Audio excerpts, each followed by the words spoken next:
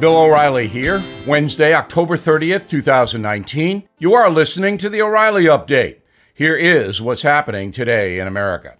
A lieutenant colonel working in the White House says President Trump did want Ukraine to investigate Joe Biden. California Governor Newsom taking heat for his response to the California wildfires. Some colleges ban offensive Halloween costumes. And a record amount of Americans are speaking a foreign language at home. Also coming up, the message of the day, how your tax dollars are being spent. You will not like it. But first, congressional Democrats unveiling their latest resolution, formalizing impeachment investigation against Donald Trump. The House will vote tomorrow. Meantime, a lieutenant colonel working in the White House testified secretly in front of Adam Schiff's committee. Of course, a few minutes after he testified, a leak came out hammering President Trump. Be very skeptical with all of this. California's very liberal Governor Newsom facing a backlash over his handling of multiple wildfires engulfing the state. The region's largest energy provider, PG&E, announcing plans to cut power to an additional 1.5 million customers in California to prevent the inferno from getting even worse. Newsom blames the blackouts on, quote, corporate greed and management. But the truth is, state regulations are fanning the flames, so to speak. A recent survey says 51% of students at American University in D.C. support punishing those who wear highly offensive Halloween costumes. The number getting even higher for Ivy League schools. One college telling undergrads the appropriation of certain outfits could be considered cultural genocide for minorities on campus. Who knew? Students say worst offenders include stereotypical Native American clothing, Disney cartoons like Aladdin or Moana, cowboys, religious attire. According to the University of Maryland, viewing these costumes could spark significant anxiety or something. Another new poll revealing a record number of Americans speaking a foreign language at home. The data says 67 million residents do not speak English in the house. Most of the languages are Spanish, Chinese, Vietnamese, Arabic, and French. In a moment, how the feds spend your money. Oh boy, right back. Forget Russian hackers and elections for a moment, please. This is worse. Cyber thieves are stealing American homes. Guess where your home's legal title and mortgage documents are kept? Online. Wide open. Your signature and everything thieves need to take over ownership of your home is easily available online. Thieves forge your name off the title, then refile the deed so it appears you sold it. Then they go to unscrupulous lenders and borrow money using your home's equity. Then they disappear, and you get stuck with the payments. Banks, insurance, and identity theft programs do not protect you. Home Title Lock does. Home Title Lock puts a virtual firewall around your home's title and mortgage, and they monitor the black market to see if your home is for sale. Your home equity is your retirement, your emergency fund. Let me help protect it with 60 risk-free days of Home Title Lock. So please go to HomeTitleLock.com and enter your address to see if you're already a victim. Defend yourself at HomeTitleLock.com. HomeTitleLock.com. Time now for the O'Reilly Update message of the day, tax and spend. Why money is out of control in Washington, D.C. The amount of cash the federal government collected from us, individuals, in income taxes, and the total amount of money the Fed spent both set records in fiscal 2019. Here are the stats. Individual income tax revenue, that's income tax for working people, $1.7 trillion. Corporate tax revenue, $230 billion. Total tax revenue, including Social Security taxes, customs duties, $3.4 trillion. Again, that is a record amount of money going to Washington, D.C., but it's not nearly enough. That's because last year, 2019, the Fed spent $4.4 trillion. Unbelievable. $1 trillion more than the government took in. Estimated deficit for the coming year, 2020, $984 billion. This is crazy. But Americans are not crazed about it because they can't see deficits and debt. It doesn't directly affect them right now, but it will. So, what are the Fed spending the money on?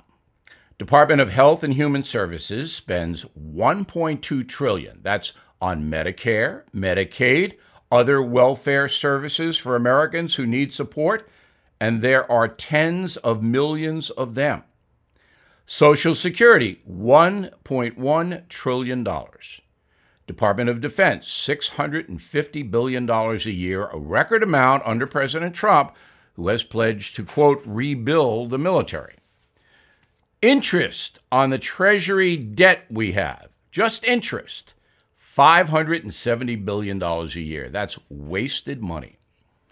Now, Democrats running for president promise to increase spending in a massive way. Medicare for all, Green New Deal, entitlements like free child care for every baby and free college. If the Democrats get power, the economy will likely collapse underneath all that debt. So I'm becoming Paul Revere here. Instead of the British are coming, bankruptcy is coming. You simply cannot tax individual Americans anymore. And there are not enough rich people in the country to even come close to funding the federal debt. As far as corporations are concerned, if you raise taxes on American companies, many of them will leave the country. As you may know, President Trump brought back a lot of corporate assets from overseas by cutting taxes, and that is one of the reasons we have a vibrant economy. If the reverse happens, the economy will crater. And forget about a recession, the United States could go into a depression. All of this spending has to be reined in. If President Trump is reelected, he must be more fiscally responsible, or the country will pay a huge price, and soon. And that's a message. Please check out my latest book, The United States of Trump. And for more commentary, please go to BillO'Reilly.com. Up next, something you might not know. Finding a good real estate agent who understands your needs can be incredibly difficult. My friend Glenn Beck started the service realestateagentsitrust.com to make sure you get connected with agents who are ambitious and have a long and successful track record. They're agents who are experts in your town and do business like you with your values. I heard a story of a family whose home had been on the market for more than a year, and they were facing a difficult scenario of what to do next. They learned about Real Estate Agents I Trust, and after contact, a real estate agent was able to go in, make some changes to the house, and then sold the house within 3 weeks. This is why I endorse realestateagentsitrust.com. No pinheads, just great agents. I wouldn't hesitate to use Real Estate Agents I Trust if I were going to sell my home. So get moving today with realestateagentsitrust.com. Now the O'Reilly Update brings you something you might not know in honor of Halloween tomorrow. During the golden age of cinema, Universal Pictures released more than 80 classic monster movies. Dracula, Frankenstein, the Wolfman, the Mummy, stuff like that. Americans loved a good thrill at the theater, slapping down 25 cents for an evening of fright. The movies would often repeat storylines, but customers did not seem to care. The actors playing the monsters, some of them anyway, became big stars. But what exactly happened to them? Here we go. Lon Chaney, the Phantom of the Opera, the original guy, starred in more than 150 movies in his lifetime. Chaney, famous for doing his own makeup using egg membranes, fish skins, a bald cap, even sticking wires up his nose to create the signature skeletal look, for his iconic role of the Phantom. Lon Chaney died from throat cancer at age 47 while negotiating his next big role, Dracula. That part ultimately went to a little-known actor named Bela Lugosi. Mr. Lugosi went on to hit it big, acting in more than 100 movies, many for Universal. His turn as Count Dracula is considered by many to be the classic portrayal. Makeup, costume, mannerisms, all created by Lugosi himself on set. Bela Lugosi died of a heart attack in 1956 at age 73. At his funeral, attendees were shocked. He was buried in his signature Dracula cape. From the castle to the lab, where Boris Karloff played Frankenstein's monster no less than 3 times, legendary makeup artist Jack Pierce created the signature look for the monster. Karloff spent hours in makeup and was forced to wear 4-inch platform shoes weighing 13 pounds each. And here's something you might not know. Towards the end of his career, Boris Karloff starred in a number of voice-over roles. You may recognize him as the Grinch in the 1966 holiday classic, How the Grinch Stole Christmas. So this Halloween, dial up a classic horror flick and leave the chainsaws to the amateurs. Right back. Bill O'Reilly here with an important message. If you're a listener to this program, you may know how much I love dogs. Today, let's talk about something I care about very much. There are thousands of abandoned animals in the USA, and these animals need your help. This is why I have partnered up with Delta Rescue, the largest no-kill, care-for-life animal sanctuary in the world.